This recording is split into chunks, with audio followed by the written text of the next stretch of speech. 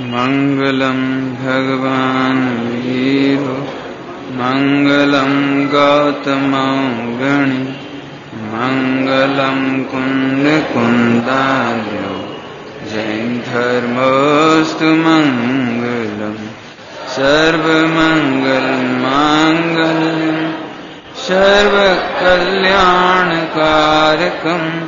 प्रधानम सर्वधर्माणां जैनम जयतु शासनम जैनम जयतु शासनम। बीतरागी देव शास्त्र समाधि मरण के प्रसंग में संबोधन के रूप में बड़ा समाधि मरण पाठ चल रहा है।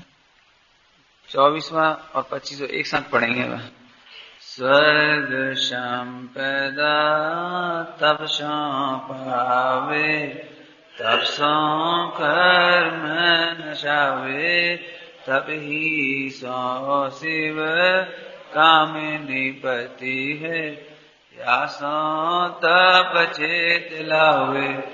अब मैं जानी समता बिन मुझ को नानी सहाई माता पिता सुत बांधव तेरिया ये सब है दुखदाई।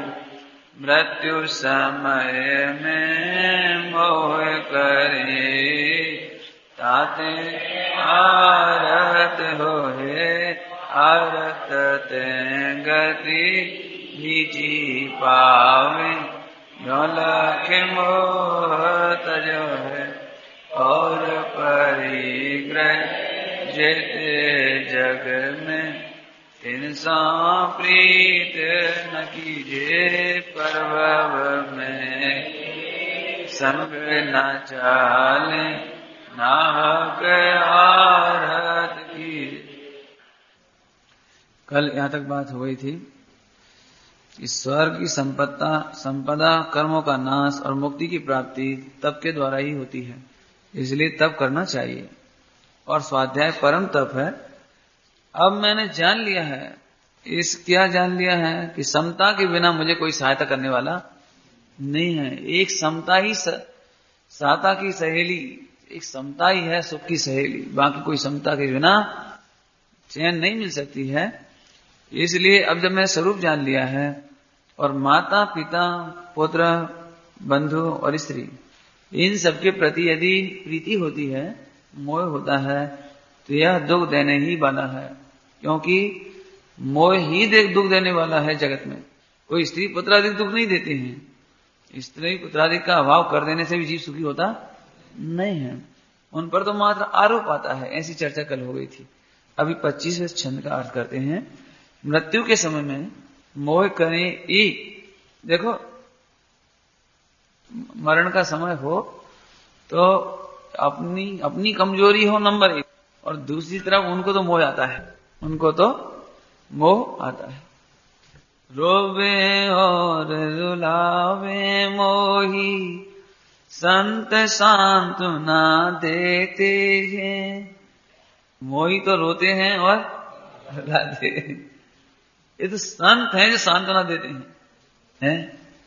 आहा, अपनी पावन वाणी से सब दुखों को हर लेते हैं। ऐसे दिगंबर मैया की वाणी वह स्मरण करने लायक है। इसलिए यदि अपने घर में स्त्री पुत्रादि कोई भी हो और उनमें कमजोरी हो, मोह की तीव्रता हो, भावुक हो, जल्दी से ही रो देते हो, तो उनको है ना, उनको पहले ही दूर कर दो, पहले ही बुद्धिपूर्वक स्वयं दूर कर दो या स्वयं दूर हो जाओ उनसे, और अपने हृदय को भी पक्का करके, क्या कहते हैं यहाँ पर, ये मोह करते हैं मृत्यु के समय में जो उपरोक्त स्त्री पुत्रा देखें, इन्हें देख देख करके और मोह उत्पन्न होता है। मोह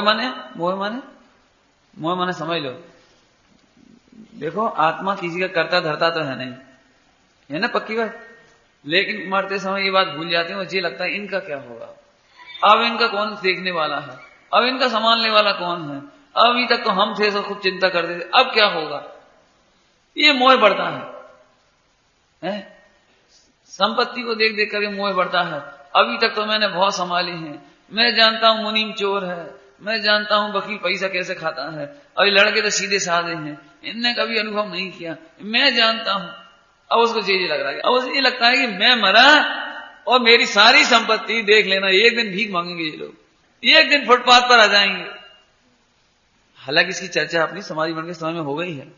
तो हम तो यदि पुत्र कपूत है तो क्या विकल्प, और सपूत है तो फिर क्या विकल्प है। और भवितव्य भी तो कुछ चीज है, भवितव्य। सुनो, तुम्हारे पिताजी भी यही सोचते थे, तुम निकम में हो बिल्कुल। आज तुम समझदार हो गए, अब तुम सोच रहे हो बच्चे खराब हैं, ये नए जमाने को नहीं जानते हैं, मिटा के रख देंगे। सुनो, तुम्हारे पिताजी भी यही सोच रहे थे, लेकिन पिताजी चले गए, तुमने संभाल लिया, अब तुम जाओगे वो संभाल लेंगे, उसमें क्या बात है, तुम चिंता क्यों करते हो। समझ आया भैया। तो ताते आरत हुए हैं, इसलिए आर्त ध्यान हो जाता है, और आर्त ध्यान में महा दुखी होकर जीव त्रियंच आदि गति में चला जाता है ना। आरत ते गति नीची पावे, यो लख मोह तजो है। वो छपक स्वयं विचार कर रहा है, मरणासन्न व्यक्ति, मैं अच्छी तरह से जानता हूं मैं कौन हूं, देह से न्यारा हूं, जहां देह मेरी नहीं वहां मेरा क्या हो सकता है, और जब मैं करता धरता भोगता नहीं हूं, स्वामी नहीं हूं, कुछ कर बदल नहीं सकता, तो अब मैं आर्त ध्यान नहीं करूंगा। वेद विज्ञान के बल पर अब मैं आर्त ध्यान करने वाला नहीं हूं, क्योंकि आर्त ध्यान का फल खोटी गति है। इसलिए अब तो मेरे हृदय में समता भाव है, और परिग्रह जेते जग में और जगत में जितने भी परिग्रह हैं 300 प्रीत न कीजे। स्त्री पुत्रादि तो ऊपर हो गए चेतन परिग्रह, और अचेतन परिग्रह और मिश्र परिग्रह जगत में जितने भी हैं उनके प्रति भी प्रीति न कीजिए। परभव में इस संग न चाले नाहक। देखो क्या करें, तुम्हारे आर्त ध्यान करने से इनका काम हो जाए तो तुम आर्त ध्यान कर लो, लेकिन नाहक कोई काम ही नहीं। तुम्हारी आकुलता करने से तुम्हारी गति बिगड़ रही है और सुधर कुछ नहीं रहा, मैंने सुधर रत्ती भर भी नहीं रहा है और तुम्हारी और गति बिगड़ रही है। अब बोलो क्या करना है। ये बहुत मार्मिक पॉइंट है। अच्छा, यहाँ पे अंतिम समय में आपको बहुत आकुलता हो रही स्त्री के प्रति, पुत्र के प्रति, व्यापार, संपत्ति, इज्जत, जो भी तुम्हारी जो भी समस्या हो, लेकिन प्रश्न ये है कि तुम आर्त ध्यान करो, किल्पो, दुखी हो, टेंशन करो, किल्पो, तो उससे वो तो झांके ता रहने वाले, लेकिन तुम्हारा आर्त ध्यान व्यर्थ में जाने वाला है। आर्त ध्यान व्यर्थ नहीं जा रहा है, तुम्हें कुगति में ले जाने वाला है। इसलिए अब मैंने स्वरूप जान लिया है, अब मुझे उनसे प्रीति उत्पन्न होने वाली नहीं है। अगली, जे जे वस्तु लखत हैं ते पर तिन सोने निवारो, प्रगति में साथ न चाले ऐसो भाव विचारो, जो पर भव में संग चले तुझ 300 प्रीत सुकीजे, पंच पाप तज समता धार। देखो, जे जे वस्तु लखत हैं ते पर 300 ने निवारो। जो जो देखने में तुम्हें आ रही हैं पर पदार्थ, जो भी देखने में आ रहे हैं वे सब पर पदार्थ, अनुभव में आ रहा है वो आत्मा, आत्मा देखने में नहीं आता, जो जो देखने में आ रहे हैं, है ना, वे सब पर हैं। और 300 नेह निवारो, पहले तो स्त्री पुत्रादिक बंधुजन से ममत छुड़ाया। अभी ये है ना समाधि दीपक, इसमें तो एक एक का वर्णन किया इन्होंने, इसका जो छंद चला रहे ना अपन, तो आप समाधि दीपक में पढ़ सकते हो। स्त्री से ममत त्याग कराया, पुत्र से ममत त्याग कराया, मित्रों से, बंधुओं से ममत त्याग कराया, वो पूरा इसमें है। ऐसे ही अब जब उनका त्याग हो गया तो परिग्रह की प्रीति छुड़ाई। अब क्या कहते हैं, जे जे वस्तु लखत हैं, दुनिया में जो कुछ दिखाई दे रहा है वह सब उनसे क्या नेह निवारो। इसमें थोड़ी गंभीर बात है। देखो, मरते समय कई लोग मायाचारी भी करते हैं, लेकिन हम मायाचारी की बात नहीं कर रहे हैं। हम तो ये समझ रहे जो मायाचारी नहीं कर रहे उनकी बात कर रहे हैं। मायाचारी तो 1 मिनट में इतनी सी है कि पंडित जी आ गए तो जाके अब भगवान कहां मिलेंगे, जिनवाणी सुनवे कहां मिलेगी, और कोई दूसरा आ जाए रिश्तेदार, तो हमें तो भैया बस इसकी चिंता है, अब जो भी उनकी हो ना, माने मुंह देखी ऐसी बात। माने कोई आ गया, जैसे समझ लो अपनी लड़की आई, अब लड़की का कोई माने परदेश से आई है, और उसका बच्चा कोई बेचारा अज्ञानी है, ज्यादा ज्ञान नहीं है, इंटेलिजेंट नहीं है, पढ़ा लिखा नहीं है, सुंदर नहीं है, या गरीबी है, तो वो उसको देखते सही हमें तो एक ही सलाह है, बिल्कुल तुम्हारे पैसा नहीं है, मोड़ी को ब्याह तुम्हारा कैसे हुई है, बच्चा की नौकरी कैसे लगेगी, इनकी जिंदगी कैसे कटेगी, तुम ऐसे कर दियो इन्हें। माने ऐसे, माने रिश्तेदार आए उनसे तो ऐसे बोले, और पंडित जी आ जाए तो पंडित जी और कोई सलाह नहीं, एक ही विकल्प है कि अब भगवान कब मिलेंगे, और देव शास्त्र गुरु नहीं मिलेंगे, वाणी नहीं मिलेगी, हमारा कल्याण कैसे होगा। ऐसे लोगों की चर्चा यहां नहीं हो रही है, मतलब मायाचारी की बात नहीं है, लेकिन ईमानदारी से हो, कोई ईमानदारी से उसको लगता हो अरे रे ऐसा समागम कहां मिलेगा, ऐसे बीता की देव शास्त्र गुरु कहां मिलेंगे, ये जिन वचन कहां मिलेंगे, अरे रे सचमुच ये अवसर हम हार गए, ये अवसर कहां मिलेगा। सचमुच किसी को प्रीति हो मंदिरों के प्रति, धर्म के प्रति, शास्त्रों के प्रति, तो सूक्ष्म बात इतनी है कि उनके प्रति भी नेह निवारो है। क्यों? जिन मंदिर के प्रति प्रीति इसीलिए है ना कि उन्होंने हमें अपने हित की बात बताई। तो एक बात बताओ, अब उनके प्रति विकल्प करते रहें या जो उन्होंने बताया है उसका अंगीकार करें? सीधी बात है ना, है? जो समझ लो आपको एक व्यक्ति ने बहुत स्वादिष्ट भोजन दिया, तो अब उस व्यक्ति के बिछोए की चिंता करें या भोजन करने की चिंता करें? क्या करें बताओ? भोजन करो एक दृष्टांत। ऐसे ही पंच परमेश्वरी का वियोग तो नियम से होगा, लेकिन उनका बताया हुआ मार्ग अंगीकार करोगे तो सचमुच उनका बिछोए नहीं हुआ। अंगीकार करो आत्मा की बात, आत्मानुभूति करो, पंच परमेश्वरियों ने जो तुम्हें मार्ग बताया है इसका, उसको अंगीकार करके निर्विकल्प समाधि करो, तो तुम्हें पंच परमेश्वरी दूर नहीं है, सदा तुम्हारे पास रहेंगे। तुम्हारा देह भी छूटेगी तो ऐसी जगह जाओगे देवगति में भी कि वहां तुम समोसरण आदि में जाओगे, वहां भी तुम्हें तत्व चर्चा मिल जाएगी, वहां भी तुम्हारा जीवन अच्छा रहेगा, और वहां से चय करके मनुष्य में भी आकर के मुनि दीक्षा लेकर के कल्याण हो जाएगा। लेकिन मात्र पंच परमेश्वरी इतने प्रेम से तो मंदिर बनाओ, अब हम चले जाए, अब मंदिर बनाओ इतने प्रेम से, अब क्या हुई है? सुनो इतना फर्क पड़ेगा, तुम घर में मक्खी मच्छर नहीं बनोगे तो मंदिर में बनोगे। भाई तुमको जिस चीज के प्रति सल है वहीं तो जाओगे। कई लोगों को साहित्य पढ़ने का बड़ा शौक होता है, साहित्य पढ़ने का उन्हें ये लगता है अरे इतने बढ़िया बढ़िया उपन्यास, अब हम कहा इतना बढ़िया साहित्य अब कहां मिलेगा हमें। कोई बात नहीं, तो मर करके कीड़े बन जाना, उसमें और क्या होगा। मैंने उस उपन्यास में कीड़े बन जाना और क्या होगा। अब वो उपन्यास में बनेगा और तुम इधर बन जाओ, फर्क क्या पड़ेगा। अब तुम ही बता दो अच्छा हुआ कि बुरा हुआ। कठिन लग रही होगी ये बात, पंडित जी कितनी गंदी गंदी बोलते हो हैं। अरे शास्त्रों में जो हित की बात बताई है तो उस हित का अंगीकार करो ना। पंच परमेश्वरियों का इतना कहना है भैया, तू धन्य शिष्य तो तब होगा हमारा जब तू हमारा भी विकल्प नहीं करेगा। ये बात पक्की है ना। तुम निर्विकल्प समाधि करो, आत्मस्वरूप में लीन हो जाओ, तो हम तुम्हें बहुत अच्छा भक्त माने। सच्चा भक्त तो वही है जो बिल्कुल निर्विकल्प ध्यान में लीन हो। तो आप ये काम करने की चेष्टा करो, रोने से क्या होगा बताओ। व्याकुल होना दुख से बचने का कोई उपाय नहीं है। लेकिन लोगों को क्या लगता है कि नहीं, हमें ऐसी बातें करेंगे तो लोग क्या समझेंगे कि हमें बहुत धर्म से प्रेम है। माने हम दुनिया को प्रदर्शित करना चाहते कि हमें धर्म से बहुत प्रेम है। अब जिनवाणी नहीं पढ़ पाएंगे, अब मुनिराज नहीं मिल पाएंगे, और देव नहीं मिलेंगे, और मंदिर नहीं मिलेगा। मैं फिर पूछता हूं आपसे, जब मिला था जब कौन सी निहाल करी थी आपने? जब तुम्हारी आंख अच्छी थी तो समझा समझा के हैरान थे, पढ़ो भैया पढ़ो, तब तुम पढ़ते नहीं थे। पहले कहते थे मंदिर जाया करो, तुम्हें मंदिर जाने की नहीं सूझती थी। तब तो तुम्हारी जिंदगी निकल गई वो झाड़ू उसी में ही। कितनी बुजुर्गों की हालत इतनी खराब है।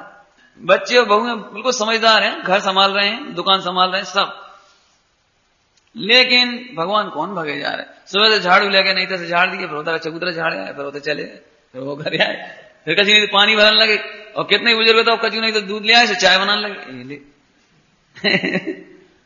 तो क्या है नहीं, उन्हें बिल्कुल बेफिजूल काम। मैंने कई बार तो ऐसा देख के लगता है तुम में और उनमें क्या अंतर हुआ। पहले घर में गाय भैंस हुआ करती थी, गोबर पूरा करती थी। सुबह 5 बजे उठ गए, सब मुंह भर भर के फेंक रहे गैया को, फिर बाद गोबर फेंक रहे, फिर वो घास की सानी बना रहे। उनकी जिंदगी वहां में जाती थी पहले, महिलाएं कंडा थोपती रहती थी बैठी बैठी सुबह से।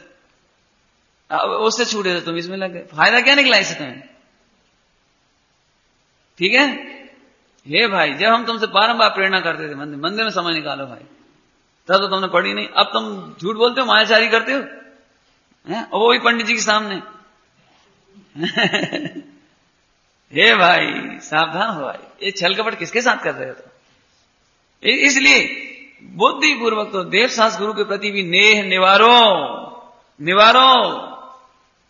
और सचमुच उन्होंने जो मार्ग बताया है अंतिम समय में वो काम करो। डॉक्टर ने यदि दवाई दी है उत्तम कोटि की, तो डॉक्टर की स्मृति और डॉक्टर के वियोग और रोने से बच नहीं पाओगे। हाँ, बचने का एक उपाय है, दृष्टांत है तो, कि उसने जो दवाई दी है उसका अंगीकार करो, है ना। डॉक्टर को याद करने से क्या होगा? ऐसे ही पंच परमेष्ठी भगवंतों के द्वारा बताया हुआ मार्ग अंगीकार करना, संयम नहीं छूट जाए, नियम नहीं टूटे जीवन का, आराधना नहीं छूटे, तो समझना कि तुम भगवान के सच्चे भक्त हो। ठीक है। और देखो कितना बढ़िया लिखा ना, परगति में ये साथ न चाले, है ना, ऐसा भाव विचारो।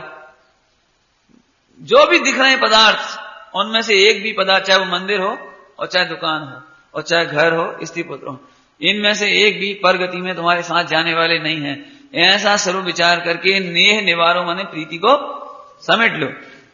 और अब और देखो, जो परभव में संग चले तुझ, क्या चलेगा तुम्हारे संग? क्यों, ये क्या ले जाओगे तुम? मुन्नालाल जी क्या ले जाओगे? कोई नहीं ले जाओगे। बड़गोल जी क्या ले जाओगे? हमारा जो है वो पूरा ले जाएंगे। ऐसे कैसे कि हम कुछ नहीं ले जाएंगे? अरे साहब मुट्ठी बांध के आया था, हाथ तो सारे ले जाएगा। जिसके हाथ है वो हम नहीं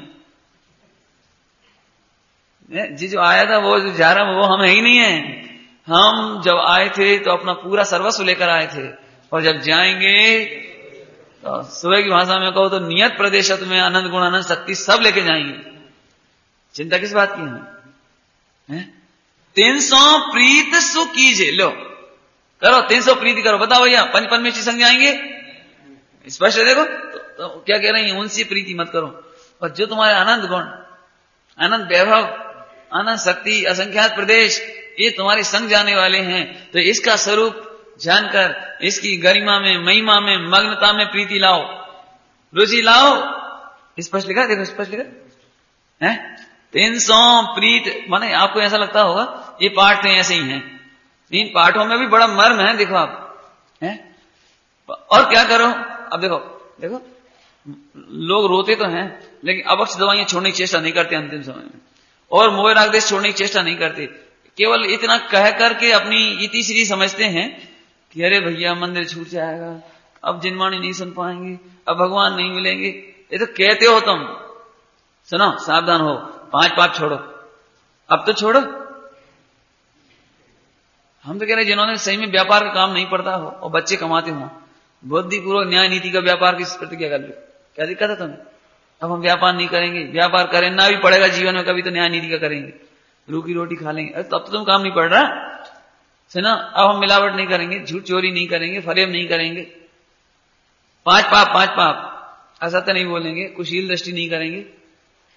हम तो कह रहे अभी भी कुछ नहीं बिगड़ा है, कम से 50 वर्ष से ऊपर उम्र हो गई हो तो अभी भी ये ले सकते हैं अपन 5 पाप के त्याग की प्रतिज्ञा।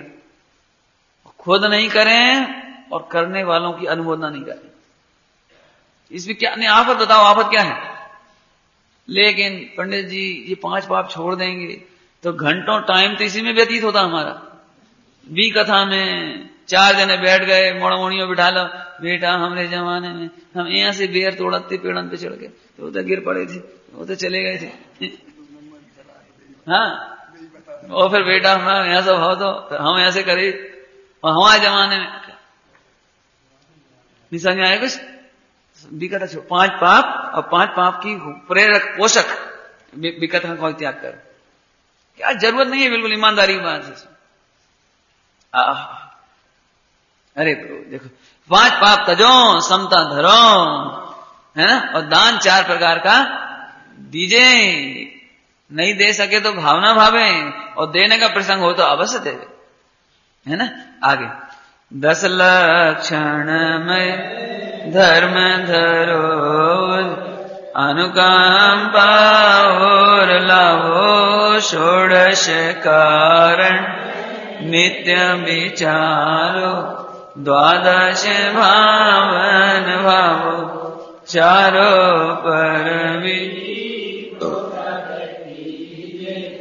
हसन रात को त्यागो, समता धर दुर भाव निवारो, संयम अनुराग।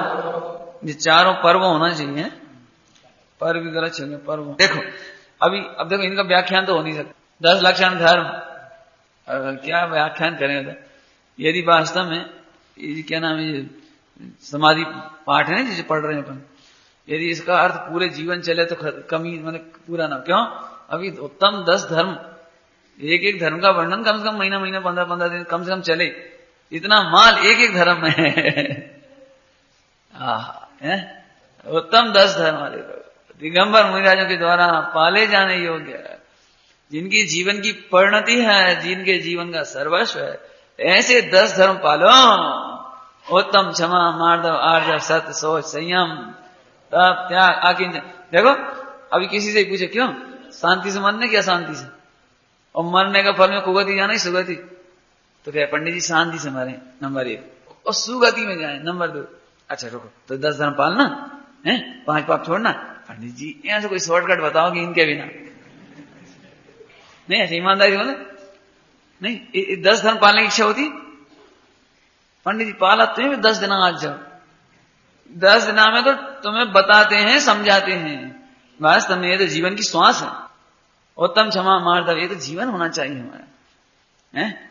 और क्या करो? अनुकंपा उड़ाओ, जीवों के प्रति अनुकंपा भाव, दया भाव। क्या बताओ? अब अनुकंपा का अर्थ करने में महीना निकल जाए।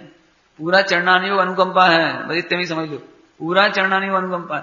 पानी छानना जीवों पर अनुकंपा है, देख देख करके जमीन पर चलना ये अनुकंपा है जीवों पर। सभी तो मुनियों की बात है कि तुम जैन ही नहीं हो बिल्कुल, है क्या? कभी बेटे ने कहा कि ये तो पिताजी के काम है।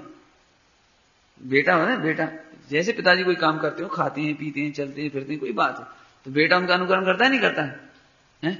मंदिर में आके पिताजी माला फेरने लगे, तो बेटा छोटा सा हो 2 साल का, पापा को देख के वही बैठ गया, मुझे तो नहीं कहता कि ये तो पापा का काम है, पापा करते हैं जी, तो अरे वो भी अनुकरण करता है। तुम श्रवणोपासक हो, एक दिन तुम्हें मुनि बनना है, एक दिन तुम्हें श्रवण होना है, एक दिन तुम्हारी दशा में भी आना है, तो तुम तब सीखोगे। क्या क्या प्रैक्टिकल कब करो? ट्रेनिंग कब लोगे? तब लोगे उसी समय। ये तो पहले से इतनी जीवन हमारा होना चाहिए, ईर्य समिति पूर्वक चलना, सोच करके भोजन करना। अब क्या करेगा? जितना कहो उतना काम है इसमें तो, है। अपने जैनियों में सावत फल नहीं खाए जाते, सावत फल अग्नि पे नहीं चढ़ाए जाते, सावत उबाले नहीं जाते, मिर्ची साबुत नहीं उबाली जाती, क्या कहलाता, आंवला साबुत नहीं उबाला जाता, अमरूद साबुत नहीं गैस पे रख दिए जाते। और पहले जमाने में होता था वो भमूदर में धर देते थे मिट्टी में, राख है, साबुत नहीं रखे जाते, शोधन होता है। ये अनुकंपा है, अनुकंपा देख करके खाना कोई चीज, है ना। ऐसे नाना प्रकार की अनुकंपा बहुत है, तो है क्या कहें भाई। अभी तो बहुत बातें ख्याल में आती हैं। क्या अनुकंपा करना हो तो और कोई पर अनुकंपा करो मत करो, लेकिन आत्मा पर अनुकंपा करो। अनंत काल बीत गया भाई, तुमने बहुत पीड़ा भोगी है, बहुत कष्ट भोगे हैं। दूसरों पर दया करो क्या मत करो, लेकिन अपने ऊपर दया करो। और सच्ची बात है कि जो अपने ऊपर दया करना जानते हैं वो ही दूसरे पर दया कर सकते हैं। जिन्हें स्वयं कोई वेदना हुई हो ना किसी बीमारी की, तो दूसरे के नाम सुनते थे उसे एकदम अरे बहुत तकलीफ होगी ना, हम जानते हैं भैया। यानी जो अपने पे दया करना जानता वो दूसरों पे दया कर सकता है। जाके पेड़ ना फटे विवाही वो का जाने, ऐसे जो अपने पे दया करना नहीं जानता वो दूसरों पर भी दया नहीं कर सकता। इतना कहने में सब कह दिए समझ लो। क्योंकि जो अपने पर दया करेंगे वे खोटी गति में नहीं जाना चाहेंगे, तो खोटे आचरण नहीं करेंगे, खोटे भाव नहीं करेंगे, हैं? बहुत संक्षेप में कहें तो वर्तमान का बाजार में मिलने वाला खान पान की सामग्री 90% तो अभक्ष है बिल्कुल। इसमें चर्बी का प्रयोग, मांस का प्रयोग, हड्डियों का प्रयोग, ये 90% की बात कर रहे हैं। मार्केट की आज चीजें ऐसी हैं, जितना रेडीमेड खाने को आपको मिल रहा है बाजार में, चाहे वो पान का कत्था भी क्यों ना हो, पान के कत्थे में वर्तमान में गाय और भैंसों का खून सुखा करके डाला जा रहा है। बताया, अखबार में कटिंग आई थी, अखबार में चर्बी, वो खून, जब आजकल क्या कहलाता तुम्हारे बूचड़ खाने में इतना खून निकलता है, उसे मशीनों से सुखा के पाउडर बना देती, मुल्तानी मिट्टी मिला दी, जूते की पॉलिश लाल और अखरोट का पाउडर, 4 चीजें मिला करके नकली कत्था आ रहा तुम्हारे पास। कोई जैनी हो तो छूना ही मत पान, कत्था छूना नहीं बिल्कुल भी। ये तो एक चीज बताया, ऐसी सैकड़ों चीज, क्योंकि वर्तमान में स्वाद की मुख्यता है और पैसे की मुख्यता है। पैसा कमाने वाले इतनी चीजें बना रहे हैं मार्केट के लिए जिसकी हद नहीं। और दुख की बात यह है कि सारे पापों की जड़ टेलीविजन हमारे घर में है, और बच्चे उन्हें देख देख करके, मम्मी जी फास्ट फूड, और क्या का नाम, उसके नाम क्या होते हैं उसमें, मैगी और क्या क्या, मम्मी ये पैकेट ले लो, मम्मी जैनी हो कि अजैनी हो। क्यों? वो बच्चा ये देखता है कि हम अपने फ्रेंड के घर जाते हैं, बच्चे दोस्त के घर, तो वहां वो खाते हैं वही चीजें। अब ये तो अजैन है, बच्चा थोड़ी जानता है जैन अजैन में क्या अंतर है। अब ये पूरी संस्कृति, आमूल चूल घर घर की संस्कृति बाजार का रेडीमेड खाने की हो गई सारी। माने क्या कहे, भारत में बुद्धि का दिवालियापन निकल गया बिल्कुल। माने जो ताजे टमाटर ला करके उबाल करके ताजा सूप बनाया जाता, क्या कहलाता तुम्हारा वो, केचप सॉस लेकिन मूर्ख चंद है बिल्कुल, महीनों बाद से सड़ा सड़ाया खाएंगे उस चीज में, और उसमें केमिकल डाल दिए ताकि उसमें कीड़े ना पड़ जाए, बास नहीं आए। कीड़े तो पड़ते ही हैं, बास ना आए, तो उसमें वो केमिकल डालकर पैक कर करके, है ना बुद्धि का दिवालिया। अब हमारा सॉस कहां से आएगा? वो अमेरिका से। हम उन्हें टमाटर सप्लाई करते हैं, देखो है ना मूर्खता ही, हम उन्हें टमाटर सप्लाई करते हैं अमेरिका तक 54 किलो में, और वहां से भी क्या भाव आता हमें तो पता नहीं, वहां से वो आती देखो। एक बिल्कुल बुद्धि का दिवालियापन। हम यहां से आलू सप्लाई करते हैं, वे वहां से चिप्स बना बना के भेजती, जैसे हमारे घर में कुछ हो नहीं सकता। कहने का मतलब क्या है, ये बड़ी दुख की बात है। हमारे बच्चे यदि पाठशाला नहीं आएंगे, संस्कार नहीं लेंगे, स्वाध्याय में नहीं आएंगे, तो ये पूरा अनुकंपा तो जा ही रहा है, अनुकंपा नाम का गुण तो जा ही रहा है। अभी तो कभी कभी ऐसा लगता है हम आने वाले समय जब हम ये बातें करेंगे तो लोग सुनने वाले भी मिलेंगे कि नहीं मिलेंगे, हंसेंगे कि पंडित जी भी कहां पुराने जमाने की बातें कर रहे हैं, है ना। लेकिन भाई अनुकंपा के बिना तुम्हारी समाधि कैसे होगी? 16 कारण नित्य विचारो, देखो 16 कारण नित्य विचारो नहीं, 10 लक्षण नित्य विचारो, है ना। ऊपर ऊपर जितनी बातें आई ना, 16 कारण अनुकंपा नित्य विचारो, 16 कारण नित्य विचारो, 12 भावना भावो, ये भी नित्य भाव, 12 भावना। इसकी चर्चा अपन जब समाधि मंडल का प्रसंग लिया तब चलाई थी अपन ने, किस तरह से 12 भावनाएं भानी चाहिए। केवल पद्य साहित्य नहीं, बल्कि उसका गद्य में चिंतन करना चाहिए, प्रैक्टिकली। समझ में आया ना? क्यों तुम्हें भूख लगती है तो तुम गद्य में कहते हो, पद्य में कहते हो? भूख लगे तो कैसे कहते हो? घर में भूख लगी तो संगीत में कहते हो, पद्य में कहते हो, गद्य में? कोई दर्द हो जाए तो आप गद्य में बोलते हो, पद्य में। लेकिन लोगों को अभी मैं कभी किसी से कहता हूं कि सर आप 12 भावना गद्य में चिंतन किया करो, तो उसे यही नहीं लगता कि हमने 12 भावना पढ़ी। पंडित जी कैसी बातें कर रहे हैं, ये 12 भावना लिखी, जेई तो पढ़ने, जेई। अरे जे तो केवल पढ़ी जाती हैं और वो विचारी जाती हैं। जे तो ऐसा है, उंगली पकड़ के चलने वाली बात है। सब जीव तो नहीं समझ सकते ना इतना चिंतन, तो उन्हें लिख दिया क्योंकि इन्हें पढ़ पढ़ के विचार करना। लेकिन जो समझदार हैं वे तो नेचुरल विचार करो ना अंदर से। एक्चुअली जितने पद्य आ गए ना, पद्य, इनसे आदमी डिपेंडेंट हो गया है? जिसको वो बैसाखी मिल गई है, वो बैसाखी बिना चलने तैयार ही नहीं है, ऐसी हालत हो गई समझ लो। अरे भाई साहब 12 भावना और चिंतन तो ऑटोमेटिक आपको हो जाना चाहिए। अब देखो दुनिया में भोजन, भूख लगे तो भोजन मांगने के लिए कोई गीत नहीं है, तो अब लोग गद्य में ही तो पूछते हैं, जो भी कहना हो, जो बताना हो, जो पूछना हो। अब यहां 12 भावनाओं का चिंतन अपन नेचुरल क्यों नहीं कर सकते? मेरी पीड़ा क्या है, मेरा स्वरूप क्या है, संसार का स्वरूप क्या है, ये नेचुरल विचार नहीं कर सकते हैं। इसलिए मैं कहता हूं 12 भावनाओं को गद्यात्मक तरीके से विचार करो। चारों पर्वों पुरोषद कीजिए, पुरोषद माने उपवास कीजिए। चारों पर्वों में, चारों पर्व कौन से? हाँ, अष्टमी चौदस, 2 अष्टमी और 2 चौदस, ये चारों पर्व है ना, माने इतना कंपलसरी है। बाकी आप पंचकल्याण उपवास करना चाहिए। पुरोषद माने उपवास। असन रात को त्यागो और रात्रि का भोजन त्यागो। अच्छा, वास्तव में देखा जाए तो असन रात का तो पहले ही छोड़ दिया उसने, लेकिन फिर यदि उसके कोई दोस्त रह गए हों, दोस्त मतलब समझ लो रात्रि में कृत कार्य खुद तो नहीं करता, लेकिन कार्य करता हो, करवा देता हो दूसरों को। अब क्या करें, पंडित जी घर में मेहमान आ गए तो नाराज हो जाएंगे, तो पूछना पड़ता है फलारी तो लोगे, पानी तो पी लो, दूध तो ले लो। तो ऐसा जो दोस्त लगते हैं उनका भी त्याग करो। अब हमें जो समाधि कर रहे हैं, जो मरण के सन्मुख हैं, उन्हें अब रात्रि में भोजन करने की तो नहीं, लेकिन कराने की भी जरूरत नहीं है, और कराने के साथ साथ अनुमोदना की भी जरूरत नहीं है। कभी कभी ऐसा हो जाता है, मरणासन व्यक्ति पड़ा हुआ है, अब घर में मेहमान आए, अब रात को आए तो वो कटसी की आदत रहती ना व्यवहार कौशलता की, तो रात को आए तो पूछी, कहा भाई ये कितने बजे चले थे, तो भोजन करोगे नहीं करो, नहीं तो कछु ले लो, मुंह से नेचुरल निकलने लगती हो, तो ऐसा त्याग करो। अब अपने को अनुमोदना भी नहीं करना। और मान चलो रात को 10 बजे आए और तुम्हारे घर के मेंबरों ने भोजन करा भी दिया, और फिर आपको मालूम भी पड़ गई या नहीं पड़ी तो आपने पूछ लिया और मालूम पड़ गई कि रात में भोजन कराया गया, चलो अच्छी रही, अब शांति से सोइयो, आपका शांति से सोइयो। माने हमें तो कृत कारित अनुमोदना भी नहीं करनी है, समझ आया ना। यदि कोई दोष लग रहे थे तो उन दोषों को भी दूर करना है। इस तरह से रात्रि का भोजन त्यागो। देखा जाए तो जो समाधि कर रहा है वो रात्रि का भोजन का त्यागी तो पहले से ही है, और जैन मात्र त्यागी है उसका तो।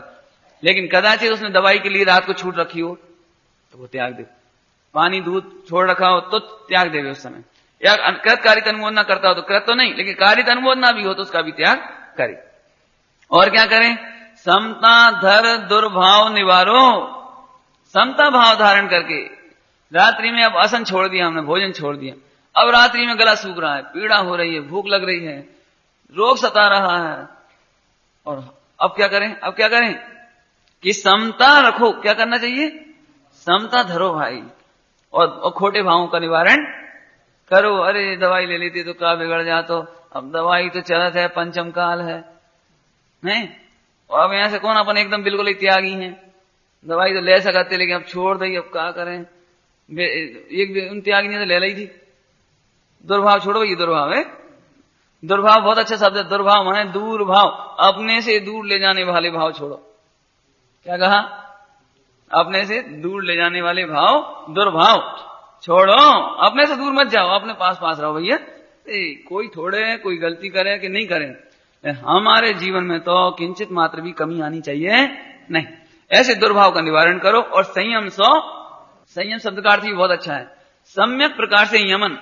संयम, संयम कैसे बनाए, संयम, सम्यक प्रकार से यमन, माने चारों ओर से भली प्रकार से, सम्यक प्रकार से। यमन माने आत्मा में मग्न होना, इसका नाम संयम, इसका नाम संयम।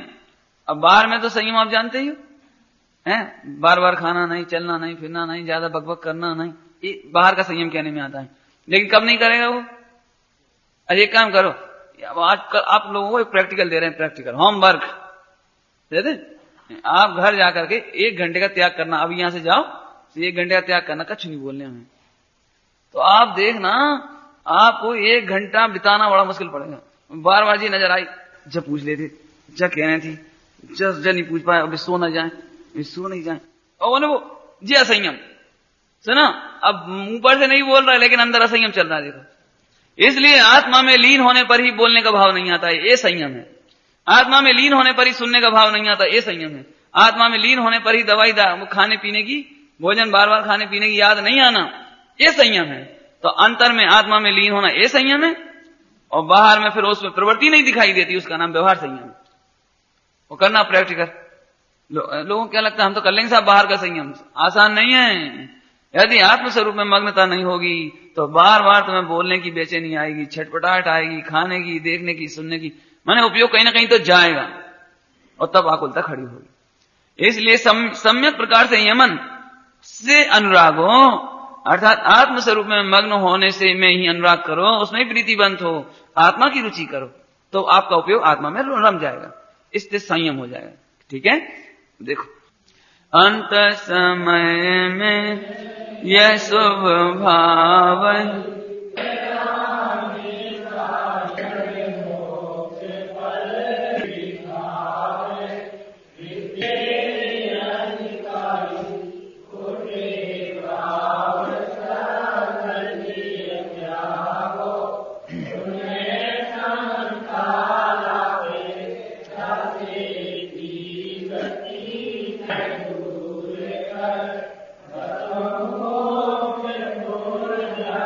हाँ, कितना अच्छा संबोधन ज्ञानी होगा। देखो, हे भैया, जैसे ती गति चार दूर कर, बसहु मोक्षपुर जाके। कैसे कोमल संबोधन जिनवाणी माता का। हे भैया, ये चार गति दूर करो, मोक्ष में बसो जाके हैं। अरे जास्यति माने इस समाधि के करने से, समता के रखने से, संयम के आदर करने से, संयम के पालने से। हे भाई, तू चार गति दूर करके बसहु मोक्षपुर जाके, तो मोक्ष में जाके बसना। क्या करो? अंत समय में यह शुभ भावई, कौन कौन से शुभ भावई? 10 लक्षण धर्म, 16 कारण भावना, 12 भावनाएं, संयम के प्रति प्रीति, ये सब, और समता भाव, ये सब कैसे हैं? होवे आन सहाई, ये सब तेरे अंतिम समय में यही सहायक हैं, और कोई सहायता नहीं देगा। पैसा के लिए किल्पोगे, नरक चले आओगे। जितने जितने विषय हैं उनके लिए तकलीफ पाओगे तो और उल्टे में ही मदद करने वाले हैं। लेकिन संयम और ये धर्म की भावनाएं, ये शुभ भाव तेरे लिए अंतिम समय में सहायक हैं। स्वर्ग मोक्ष फल तो ही दिखावे, अर्थात तेरे लिए इस समता के फल में क्या मिलेगा? स्वर्ग मिलेगा अभी तो, और बाद में क्रम क्रम से मोक्ष दिखावे। और रिद्धि देहि अधिकाई, रिद्धियां देखो, मरते समय, सुनना जरा ध्यान से, मरते समय खाने की भावना से मरी, खावे मिल जाए तो अच्छा, तो अब कब खा, अब तो मिलने नहीं, अब तो मिलने नहीं, कोई बात नहीं है। ऐसे मरने वाले क्या बतावें आपको। अभी मैं ज्यादा तो कुछ नहीं कह रहा हूं, क्योंकि मेरे पास कोई लिखा हुआ तो है नहीं, लेकिन मैं अनुमान से कहता हूं आपको, मरने वाले खाने की भावना पूरा मरते हैं तो त्रियंच गति में जाके वही अनाज में लाखों जीव बनते हैं। बोलो, बासी रोटी में असंख्या जीव पड़ जावे, सब्जी जो 6 घंटे बाद चलित हो जावे ना, तो उसमें असंख्या जीव पड़ जावे। अब ये जीव कौन से आते होंगे इसमें बताओ? इस अनार आता है, अनार, वो अनार सड़ गए अंदर अंदर, दाने सड़ रहे ना, उसमें असंख्या जीव। अंगूर में जरा वो चिकना पन आ जाए, चिकना, असंख्या जीव। ये कहां से पड़ते होंगे? चना होता है ना, चना ऊपर से नहीं घुसता जी, साबुत चने होते हैं, साबुत दाल, जो कोई अंदर से कीड़ा होता है, अंदर से, ऊपर से नहीं घुसते। ये क्यों होते? कौन जाता हुआ इस जगह मालूम? अभी आप भी सोचना, अभी अपन भरपूर खाते पीते हैं, और सोचना जरा कि मरते समय अपन महीने 6 महीने के लिए फिर आहार छोड़ेंगे, उसके बाद तो फिर खाना ही नहीं है, तो आपको बार बार वो याद आई, अरे इतना अच्छा भोजन अब नहीं कर पाएंगे आज के बाद, ये रसगुल्ले नहीं खा पाएंगे, दूध नहीं पी पाएंगे, फला नहीं कर पाएंगे। लेकिन भाई साहब, अंतिम समय में यही असंयम तुम्हें अब उस तिरंज गति में ले जाने वाला है। अनाज में जितने जीव पड़ रहे हैं वो खाने की भावना से मरे। देखो, फलों में जितनी सड़ान पैदा हुई है वो जीवों के कारण, जीव उत्पन्न हुए वहां पर। तो इसलिए भैया इको गति में नहीं जाना। सुनो, अब समता भाव से, मैं तो अनाहारी तत्व हूं, आहार करता ही कहां हूं, मैं तो आत्म तत्व हूं, आत्मा ने आज तक आहार कहां किया है। ऐसी भावना पूर्वक मरण होगा तो रिद्धि मिलेगी। रिद्धि क्या मिलेगी? कि तुम्हें खाने की जरूरत नहीं पड़ेगी। देव गति में भोजन नहीं चबाना पड़ता, भोजन नहीं करना पड़ता, ऐसे देखा जाए तो पुण्य का होता है। बाद में मुनि दशा आवे तो एक एक कण आहार मिले, एक कण पूरा पेट भर जाए। अरंत दशा आवे तो एक कण पानी की भी जरूरत नहीं पड़े। रिद्धि है, देखो रिद्धि, 4 रिद्धिधारी मुनिराज और भी जितने मुनिराज, ऑटोमेटिक शरीर में इतनी रिद्धियां हो जावे कि भोजन की आकुलता नहीं होवे, रोग की आकुलता नहीं होवे, बल्कि 64 रिद्धियों में तो ऐसा आता है कि मुनिराज का यदि थूक का एक कण किसी रोगी पर पड़ जावे तो रोगी ठीक हो जाए। मुनिराजों का मलमूत्र का छींटा भी किसी पे पड़ जाए, मल्लौषधि, तो छींटा भी पड़ जाए मलमूत्र का तो वो ठीक हो जावे, रिद्धि हो जावे। और सबसे बढ़िया रिद्धि कौन सी बताओ ये 64 रिद्धि में पहले नंबर की 64 रिद्धि में पहली रिद्धि है केवल ज्ञान। वो केवल ज्ञान रिद्धि होगी, आत्मा का भान करते करते जाओ तो, और बेभान होके जाओगे तो फिर तो कीड़े बनोगे, और क्या त्रियंच गति में जाना पड़ेगा, और तो कुछ नहीं। सोच लें शांति से, है ना, अपने को खाने पीने की लिप्सा करनी नहीं है, अनाहरक का विचार करके भेद विज्ञान करना। खोटे भाव सकल जिय त्यागो, हे जीव सकल खोटे भाव, सकल, अब देखो सकल माने सभी, कौन से, अब इतने तुम बताइए मोटे मोटे, बाकी जितने भी खोटे भाव हो सकते हैं उन सबको त्यागो। कैसे त्यागो? समता और में लाके, कि अंतर में हृदय में समता भाव ला करके छोड़ो। देखो फिर से समझो, अंदर में समता भाव नहीं होगी तो तुम छोड़ ही नहीं सकते, तो समता होगी तो छूट सकता है। और इसकी चर्चा तो बहुत हो चुकी है अभी पिछले दिनों में, जिससे 4 गति दूर हो जाएंगी और एक दिन तुम बसहु मोक्ष पर जाके। अगला अच्छा, मंथिरता कर के तुम चिंतो चौआराधन भाई,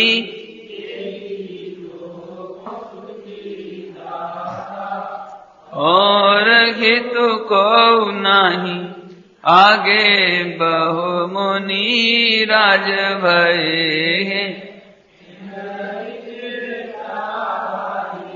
बहु उपसर्ग सहे शुभ भावन आराधन और धारी। मंथिरता करके तुम चिंतो, 4 प्रकार की आराधना भाई, इसकी चर्चा अपन ने कल की थी। 4 प्रकार की आराधना, मन को स्थिर करके, मतलब वैसे तो जो चाहो अपनो कल्याण, वो क्या था फिर, हाँ ताही करो ताही सुनो भवि मन थिर आन, जो चाहो अपनो, यदि अपना कल्याण चाहिए हो तो स्थिर चित्त से सुनो। स्थिर चित्त का मतलब सब स्थिरता से सुन रहे हैं कि नहीं, अपना हित का निर्णय अड़ग रखो, फिर चाहे 3 लोग इधर से उधर हो जाए, विपत्ति आ जाए, उपसर्ग आ जाए, तो भी नहीं डिगेंगे। ऐसे निर्णय पूर्वक आत्म कल्याण की भावना पूर्वक सुनो। ऐसा नहीं कि थोड़ी देर में कुछ विचार हो गया, थोड़ी देर में कुछ विचार हो गया, तो थिर होकर के, क्या मन थिर करके तुम चिंतो, क्या चिंतो, बीच बीच में ऐसा नहीं लगे।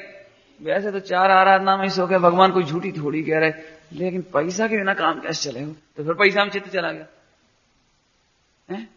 भाई बात तो सही है कि दर्शन ज्ञान चाहिए तो तब आराधना करना चाहिए, लेकिन आखिर शरीर भी तो ठीक रहने चाहिए, शरीर में असाता तो नहीं होनी चाहिए। तो स्थिर करो एक बार, ये बार बार देह की तरफ उपयोग नहीं जाना चाहिए, साधा की तरफ उपयोग नहीं जाना चाहिए। दुनिया में कोई पुण्य मिले, ख्याति मिले, स्वर्ग मिले, इधर अपना चित्त नहीं जाना चाहिए। ये स्थिर करने की बात है। माने पहले अच्छी तरह से निर्णय कर लो कि तुम 4 गति में कहां सुख है, एक बार निर्णय कर लो। आत्मा के कल्याण में सुख है कि नहीं, और आत्मा का निर्णय करना कि नहीं करना, ये एक बार अच्छी तरह से फैसला कर लो। एक बात मैं आपसे पूछता हूं, आपका लड़का 20-25 साल का हो गया, अब आपको इस बात की चिंता है वो व्यापार करे, तो उसने कहा पिताजी एक काम करो, हमें 1 करोड़ रुपए की दे दो, हम व्यापार करेंगे। तो आप दे नहीं देते उसे?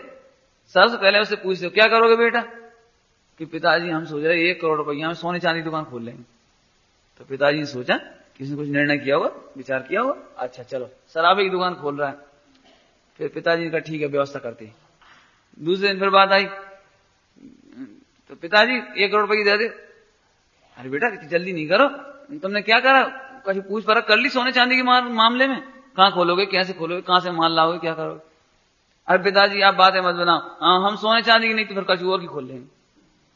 फिर अब दे दो पैसा, कि बेटा अभी तो हम तो सोच रहे तू स्थिर चित्त से कह रहा होगा, दिमाग में सोचा होगा ये मार्केट होगा, ये दुकान होगी, ये माल लाया जाएगा, ये बेचेंगे, इतना प्रॉफिट होगा, ऐसे हिसाब रखेंगे, ऐसे तोलेंगे, ऐसे इनकम टैक्स देना पड़ेगा। हमने तो सोचा तुमने निर्णय कर लिया होगा, तो अच्छा पिताजी इतनी समस्या है, तो एक काम कर रहा था, किताबों की दुकान खोल लेंगे। अरे तो फिर अब किताबें भी बहुत तरह की होती है, कौन सी बेचोगे? हर कोई सी बेच देंगे। जिस लड़के का चित्त स्थिर नहीं हुए, पिताजी ज्यादा बढ़िया बात है, किताबें भी बहुत प्रकार की, M.Com MA तक, प्राइमरी से और नॉवल और उपन्यास, अरे बहुत आफत है। एक काम करेंगे पिताजी, हम तो फिर कपड़ा की दुकान खोलेंगे। तो फिर अब पैसा कब दे दो जी बता दो बस, कि तुम्हारे चित्त में स्थिरता नहीं है तो तुम्हें एक पैसा भी पिताजी नहीं देंगे। ऐसे अपने यहां भी निर्णय करो, पहले सुख का मार्ग कहां है? एक बार निर्णय हो गया ये सुख का मार्ग और ये दुख का मार्ग है, ये निर्णय हो जाएगा तो फिर तुम्हें स्वप्न में भी असंयम की भावना नहीं होगी। फिर तुम्हें नहीं लगेगा पैसा हो तो अच्छा है, स्त्री मिले तो अच्छी है, परधर्म में स्वर्ग मिले तो अच्छा है, फिर नहीं लगेगा। लेकिन निर्णय नहीं होगा तो आप करवट बदले बिना नहीं रहोगे। तुम यही कहोगे पंडित जी इत तो कर रहे हैं, जाको फल तो अच्छा मिलेगा ना, सच्ची सच्ची बताओ हमारी गति तो नहीं बिगड़ेगी, पंडित जी स्वर्ग तो मिलेगा कि नहीं? तो फिर तुम लौट लौट के वहीं जाओगे, तुम्हारा उपयोग है। एक बार अच्छी तरह से निर्णय करो, स्थिर चित्त करके, समझ में आया? मन स्थिरता करके तुम चिंतो 4 प्रकार की आराधना, यही तो को निर्णय कर लो। यही माने 4 प्रकार की आराधना ही तुझे सुख की दाता है, और हेतु को बहुत पीड़ा हो रही, बहुत पीड़ा। कहले साहब तुम्हें काय का दुख हो रहा है? साहब तकलीफ तो बहुत हो रही। एक काम करो, लड़के को बुलवा दो। हाँ बुलवा देंगे। पहले ये बताओ कि जो पीड़ा हो रही वो लड़का आएगा तो क्या हो जाएगा उसमें?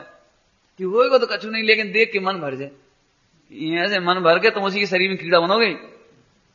तुम भेद विज्ञान करो, इसके सिवा कोई दूसरा उपाय नहीं। 4 आराधना ही। लड़के के मिलना कोई तुम्हारी शांति से मरण का कारण नहीं है। धन समाज गज बाज राज काज न आवे, ज्ञान आपको रूप भय फिर। उपाय क्या है बता दो? बहुत पीड़ा हो रही है, मरने की वेदना, अंदर से छटपटाहट हो रही। अब अभी फला चीज खाने को ले आओ, फला चीज को बुलवा दो, उन्हें दिखा दो। लेकिन भैया ये सब होने पर भी तुम्हें क्या होने वाला है ये तो बताओ, है ना? इसलिए बिल्कुल मन स्थिर करके, और यही तेरे को सुख के दाता है। 4 प्रकार की आराधना, और सब ले लेना, ऊपर तक इतनी चर्चा हो गई, बार बार रिपीट नहीं होती वो, है ना? 10 लक्षण धर्म, 16 कारण भावना, 12 भावना, तत्व ज्ञान, निर्णय, भेद विज्ञान और रत्नत्रय, यही तेरे लिए सुख के दाता है। बाकी 3 लोगों में कोई सुख के दाता नहीं है। अब आगे चर्चा, अब मुनिराजों के नाम की चर्चा आने वाली है धीरे धीरे। आगे बहु मुनिराज भये हैं, आगे माने अब इससे आगे हम कहते हैं, क्या कहते हैं? बहुत मुनिराज हुए हैं, 3 गही स्थिरता धारी है, उनको जान करके तुम भी स्थिरता धारण करो। क्यों? उनका चिंतन करो। बहु उपसर्ग सही शुभ भावन, उन दिगंबर मुनिराजों ने भी बहुत शुभ भावों से, पवित्र भावों से, हैं, शुभ भावों के द्वारा उपसर्ग सहे और आराधन, क्या हृदय में क्या धारण किया?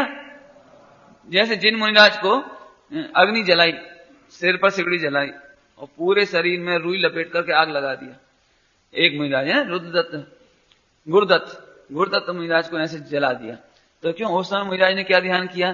देखो अग्नि तो पानी से ही बुझती है, यदि कोई इसमें पानी डाल दे तो अच्छा रहे, ये सोचा उन्होंने। देखो अग्नि बुझाने के लिए पानी याद नहीं किया, अग्नि बुझाने के लिए वो उपाय नहीं है, क्यों आराधन भाई। और ऐसी अग्नि बुझी कि अनंत काल के लिए अग्नि बुझी। अब शरीर ही नहीं रखा, जलाओगे तो है। माने आराधन चित्तधारी उपसर्ग के काल में भी 4 प्रकार की आराधना ही हृदय में धरी, कोई अपना उपयोग इधर उधर भ्रष्ट किया नहीं। और आगे देखो, दिन में कछु एक नाम कहूं मैं, सो सुन जिया चेतला के भाव सहित अनुमोदेता सो दुर्गति हो नता के, और समता निज उर में आवे, भाव अधीरज जावे, योनिस दिन जो उन मुनि बर को, ध्यान ही ये बेच लावे। बहुत ही सुंदर। अब तो यहां से बहुत ही मार्मिक चिंतन है, समझ लीजिए। अब हालांकि आपको इसका इतना आनंद नहीं आएगा जितना आना चाहिए। उसका कारण यह है कि आपकी चित्त भूमि इतनी कोमल चाहिए कि आपको वो जंगल का दृश्य दिखाई दे, मुनिराज दिखाई दे। अभी शब्द मात्र हैं, शब्दों से आनंद नहीं आएगा। आपका हृदय दहल जाए, एकदम दिल दहल जाए ऐसी घटना सुनकर के, मतलब, और फिर अपने को लगे कि अरे कितना कितना धीरज रहा हो, है ना। अब इस छंद के बाद चलेगी इसकी चर्चा। उनमें से कुछ मुनिराजों के नाम कहता हूं।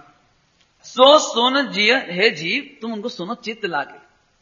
चित्त लाके मतलब, अब ये बात सब चल चुकी है कि अब हम तो कहे जा रहे हैं और उन्होंने कही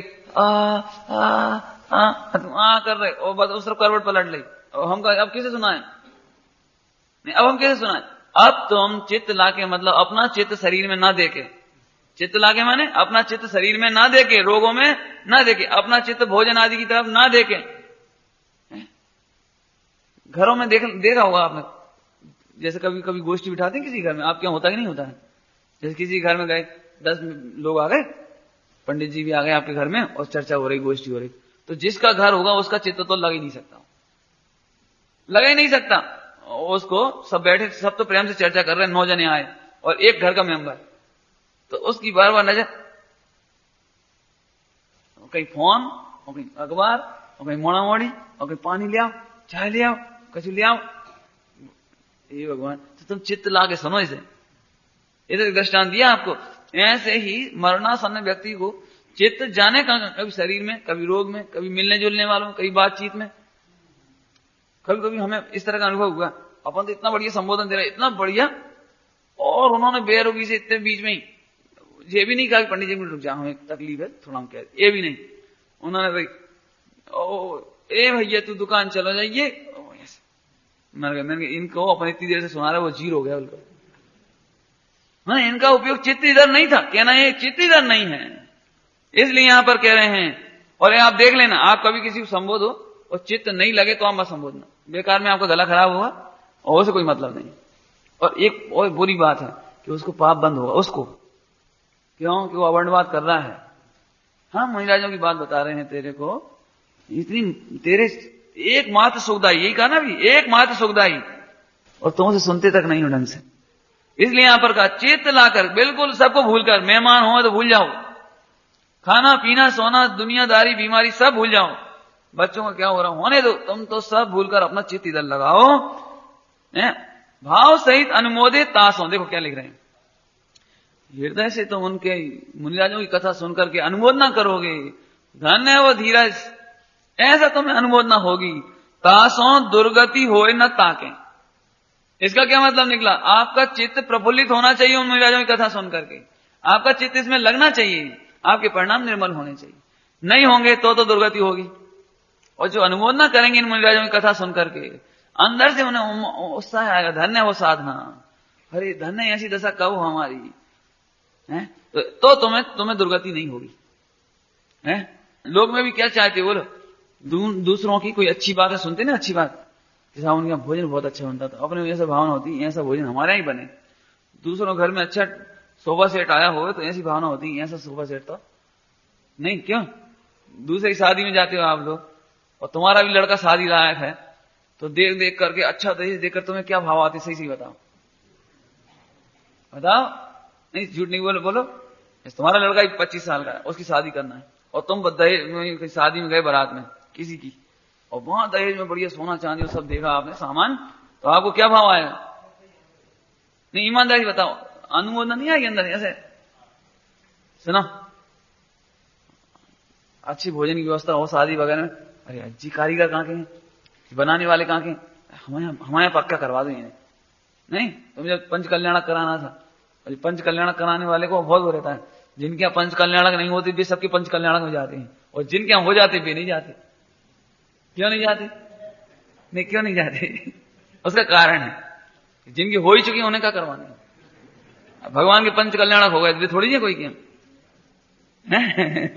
तुम्हें तो ये बताना है, वे इसलिए जाते हैं कि वहां यदि कोई कमी रह गई तो अपने आना ही रहे।